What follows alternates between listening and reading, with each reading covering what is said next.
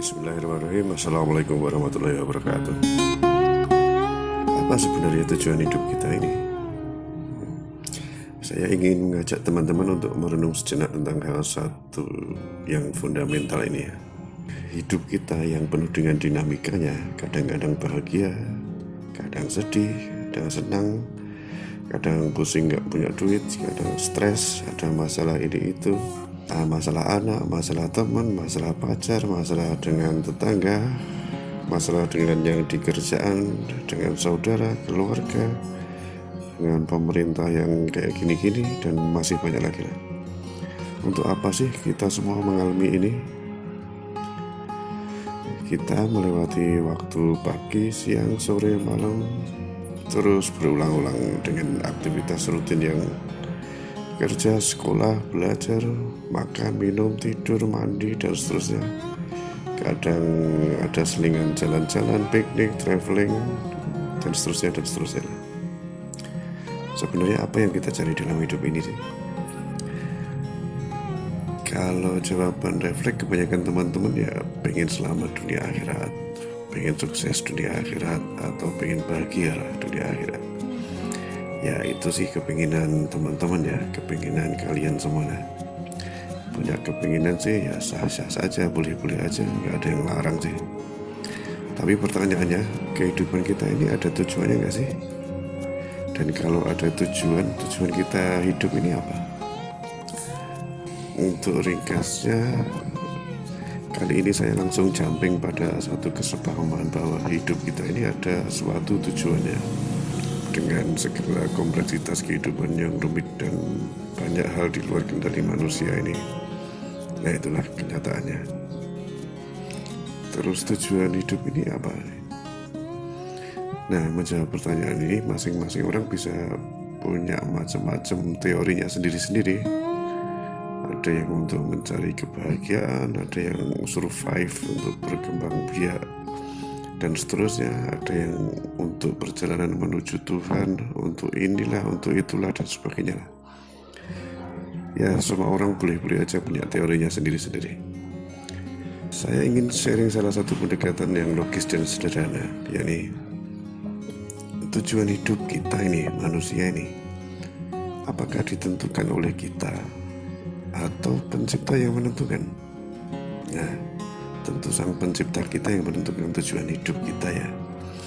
Karena dia yang menciptakan kita manusia, tentu dia juga yang menentukan suatu tujuan yang dia kehendaki terhadap manusia. Masa tujuan penciptaan yang menentukan yang diciptakan? Ya kalau gini namanya blunder ini. Nah, kehendak sang pencipta terhadap kita ini, saya jumping lagi ya untuk mempersingkat waktu. Dikabarkan dalam firman-firmannya, dalam ajaran utusan-utusannya, itu para rasul dan para nabi.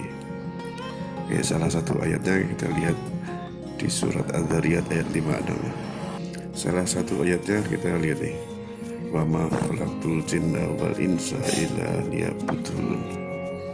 Dan tidaklah aku Allah tidak menciptakan jin dan manusia melainkan supaya mereka mengabdi kepadaku. Surat Al-Dhariyat ayat 56 ya tadi. Menjadi manusia yang menghamba pada Allah, itulah tujuan hidup kita. Inilah jati diri manusia yang sesungguhnya. Inilah nilai kemuliaan manusia, yang mana para malaikat juga melayani kita, ikut mendukung kita, mendoakan kita, dan seterusnya. Maka dalam kalimat thayyibah kita, asyhadu alla ilaha illallah wa asyhadu anna muhammadan abduhu wa rasuluh. Tidak ada ilah selain Allah, dan Muhammad itu adalah hambanya dan rasulnya. Jadi Nabi Muhammad itu adalah hamba Allah yang menjadi rasul. Nah, itu semua sebagai sebuah pengetahuan tentu mudah banget ya dipahami ya.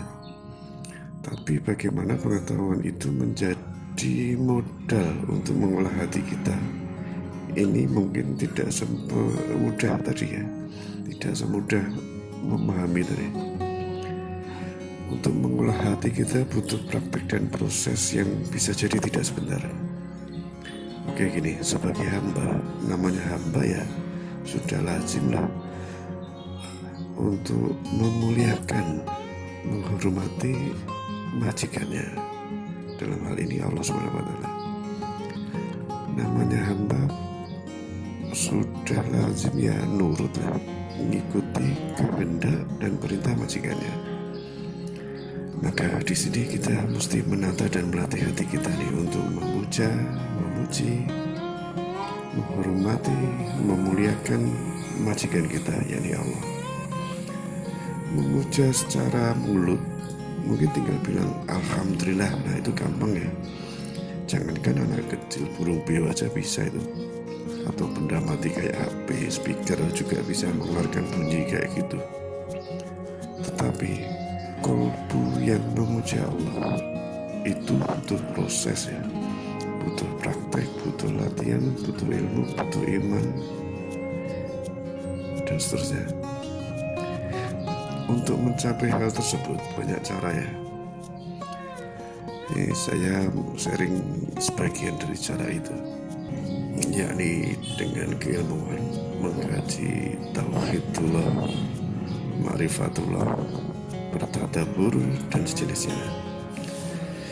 Terus semua riyadhah, semua ibadah, sholat, puasa, zikir, wirid, sholat malam dan seterusnya juga punya fungsi yang salah satunya itu sebagai mekanisme menata hati supaya tunduk pada Allah, supaya patuh pada Allah, dan juga ibadah-ibadah sosial atau juga dibilang kesalehan sosial, zakat, infak, sedekah, menyantuni duafa, anak yatim dan seterusnya. Makanya dalam salah satu wahyu awal kenabian Nabi Muhammad SAW ada salah satunya itu ya, ara'aital ladzi yukadzibu biddin fadzalika alladzi yad'ul yatim wa la yakhuddu 'ala ta'amil miskin dan seterusnya. Di ayat itu disejajarkan ya bahwa aspek din atau agama yang dominan adalah aspek sosial, menyantuni anak yatim, memberi makan atau menyantuni orang-orang fakir miskin. Nah, aspek sosial ini punya salah satu dampaknya itu membuat hati atau kalbu lebih peka, lebih halus. Dengan ilmu dan tadabbur kita menghantarkan kita untuk bisa memahami kebesaran dan keagungan Allah. Hati kita terolah untuk takzim. Dengan ibadah mahdzub, hati kita terlatih untuk taslim atau tunduk. Dan dengan amalan-amalan sosial, hati kita menjadi lebih peka, lebih halus. Ya, itu semua satu rangkaian proses membentuk hati yang hamidun atau memuja. Ini kalau dilanjutkan proses berikutnya ke level berikutnya sampai pada level cinta ya, mahabbah. Nah itu level lanjutan lah. Di level kita yang awam urakan ini, yang kita utamakan lah mungkin ya, kita taslimkan kolbu kita berhalus dengan amalan-amalan sosial, kita barengin dengan pendalaman ilmu supaya kolbunya jadi takzim kepada Allah. Jadi apapun status sosial kita, tetap jadi manusia yang menghamba pada Allah.